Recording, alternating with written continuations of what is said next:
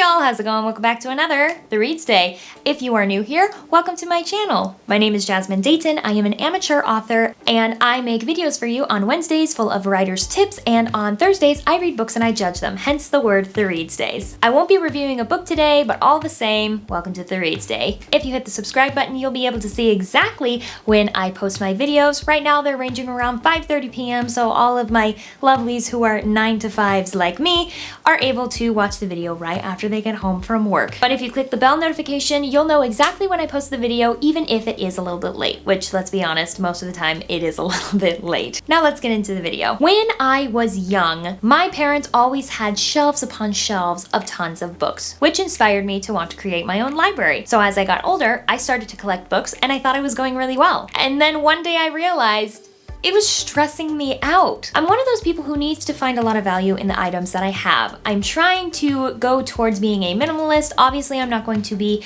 as big of a minimalist as I think other people are, where they can literally fit everything that they own inside of a backpack. Not that extreme. But I do find a lot of value in things, and when there is not value in an item that I own, it stresses me out and it just becomes something that I need to get rid of and clutter. So I started looking at my shelf and I realized it just kind of looked more like a random assortment of books rather than a library that I would actually want to enjoy. So I thought to myself, if I wanted to own my personal library, I want it to be filled with books that I'm actually going to enjoy. So I crafted a plan about how you and I can do better about collecting books instead of hoarding them. Without further ado, let's get started on the 5 things that you can do to not become a hoarder. Number 1, get books that you know you're going to read again. The best books are the books that you loved so much that after a time, when the plot isn't fresh in your head, you want to read it over again. Where is it? Where is it? Aha! One example of mine is The Mysterious Benedict Society. Hooray! I don't know if you could tell, but that definitely had a bunch of little post-its in it. I'm hoping that one day I can read that book again and just read it within the week, which honestly, it's a huge page turner, so I don't think that's gonna be a problem. That way, not only is your library beautiful and you have a great collection, but it's also going to be used frequently. Number 2, collect classics that you enjoy. Books like Jane Eyre, Wuthering Heights, To Kill a Mockingbird, any sort of book that had an impact on you that you might have had to read for school or is considered a classic, I would definitely recommend putting in your library. They will add to the aesthetic, and also it will be a book that you like and books that you can share with your future children, your family, all that sort of good stuff. You don't have to collect all of the classics, just the ones that you like. In fact, I generally splurge on these books because I mean, like, look at those beautiful covers. They're so pretty and it'll make your bookshelf look legit.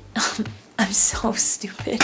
Number 3, for books you're unsure you're going to like, read them online first. I used to be an avid anti-Kindle, anti-audiobook type of person. I was loyal to the pages of books. But in the end, it's not about the physical book itself, it is about the journey that the story takes you on. So either way, if you listen to it, if you look at it on a computer screen, or if you look at it with a bunch of different pages, you're still gonna read the same book. Online also saves you a ton of space. My husband recently got me a Kindle and it actually has an effect on it that doesn't give off blue light, because blue light A, keeps me up and can trigger my migraines. So it was the perfect gift. And I have a bunch of books on there that I'm so ready to read, and if I like it enough and I think I'm gonna read it again, I would be more than happy to get a copy. Number 4, if you want to buy physical copies, try a secondhand store first. Not only will you save a lot of money by doing this, but let's say that you end up not liking a book that you picked up from Goodwill, you won't feel bad tossing it or donating it somewhere else. I mean, just think of it, whenever you go to Barnes & Nobles, you on average spend about 20 bucks on a book. It would at least be a lot harder for me to let go of a book that was $20 rather than $2. Cause books are expensive.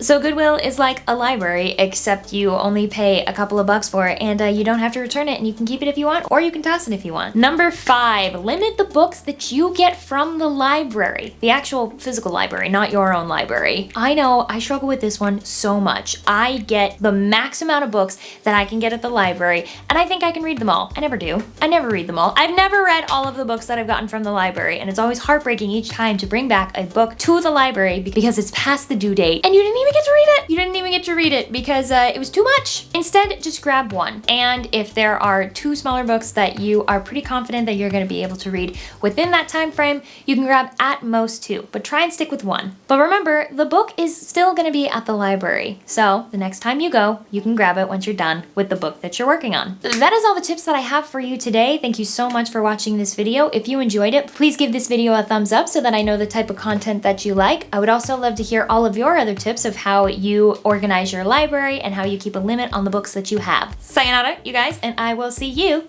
next week.